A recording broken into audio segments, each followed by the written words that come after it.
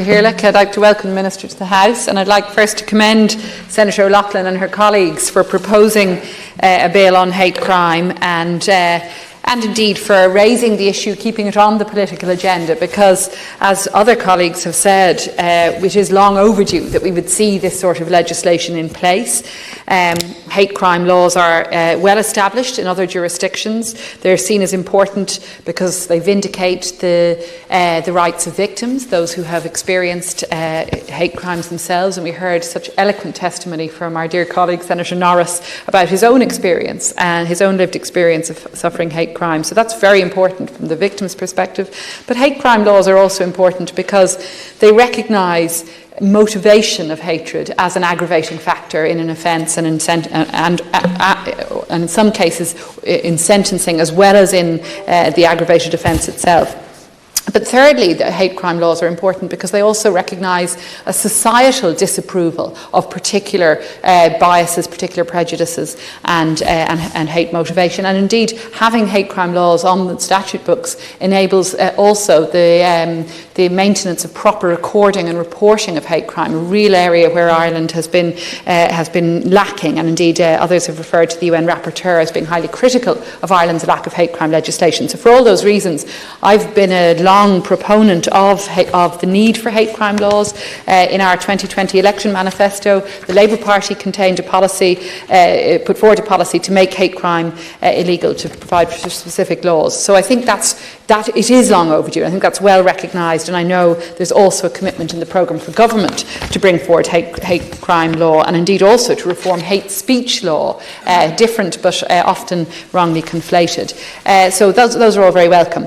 I would say this, that I think Senator O'Loughlin has acknowledged this herself, that this bill is deeply flawed in its wording. As a criminal lawyer, I have many issues with the text of it, with the lack of precision in the drafting, the definitional sections, the sections on sentencing, section 4, the lack of clarity as to whether a mandatory minimum sentence has been created and so on. But I think that you've acknowledged those flaws yourself, Senator O'Loughlin, and I know you'll be aware that, with a criminal statute there is a requirement that the language be precise.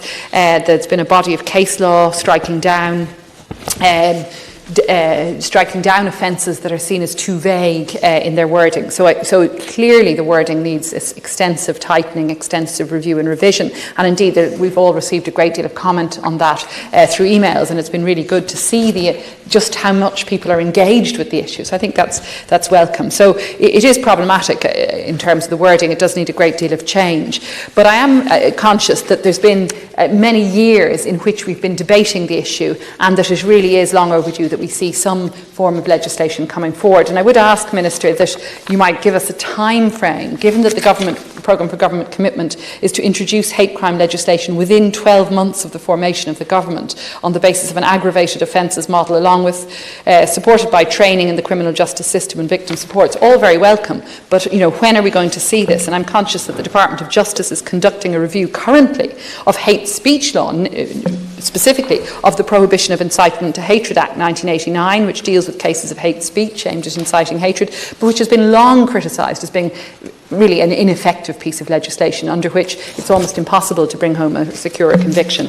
So I would ask, when is the review of the 1989 Act due? I understand that review is imminent. I understand there's a white paper already in train in the Department of Justice, but I think we do need specific timeline, Minister, to ensure that we'll have the sort of robust and precisely drafted legislation on hate crime and indeed on hate speech that we really need. And I just want to pay tribute to the many academics and NGOs who've worked on this over the years and whose work has fed into, I think, a deep understanding of the sort of legislation that is really needed. In particular, University of Limerick academics have led on this, and I've long admired the work of Jennifer Schwepp, but also of her colleagues Amanda Haynes and James Carr, whose report, A Life Free from Fear, Legislation for Hate Crime in Ireland, was launched in 2014, and I should declare an interest because I spoke at the launch.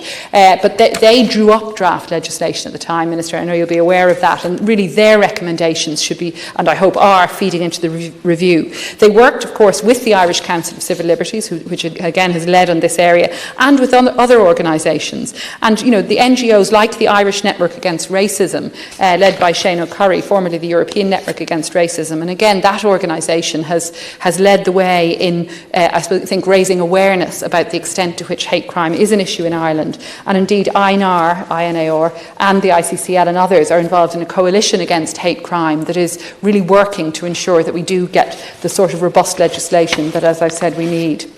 There were, I know, a large number of submissions to the Department of Justice's consultation on the 1989 Act. I understand about 4,000 submissions. So clearly there are strong views on this. And again, they will need to be fed into the drafting of the legislation.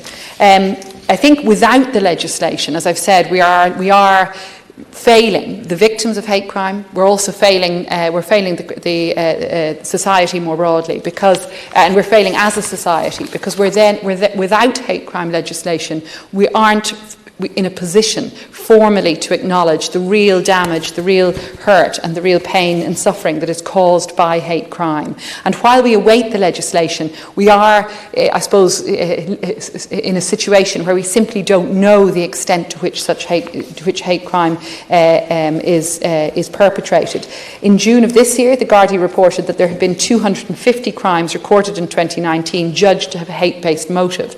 It's worrying, but at the same time, I think all of us would assume that that's an underestimate of the true level of hate crime. While, again, you know, just to commend the Gardaí who did introduce in 2019 a working definition so that they could move towards recording of hate crimes. Clearly, a statutory framework is essential in order to ensure that we have robust reporting. And indeed, there have been some worrying reports about the policing of hate crime legislation. Reports in August of this year, reported by Conor Gallagher in the Irish Times on the 20th of August, of an internal Garda survey finding that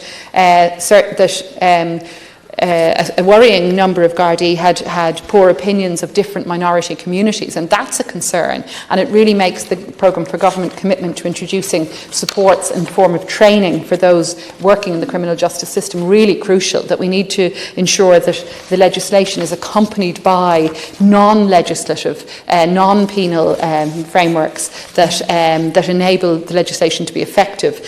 Because, of course, I think we'll all be well aware that it will take more than hate crime laws to tackle the real extent of hate crime and indeed hate speech in Ireland. That in order to develop a society in which people truly feel equal, in a society in which people can be free from the sort of fears that many still experience daily walking around public streets or in public spaces, in order to achieve that, we have to move towards changing public opinion. We have to move towards a system of education and of supports, not just for those in the criminal justice system, but supports in our education system, supports for teachers and students, because we know that the motivation behind hate crime is a very deep-seated problem in Irish society, and we do need to ensure that we tackle it. So, Minister, I look forward to specific timeframes from you on when the Government will be introducing the legislation, when we'll see the report published on the Incitement to Hatred Act, and when we'll see true reform taking place. Thank you, Senator.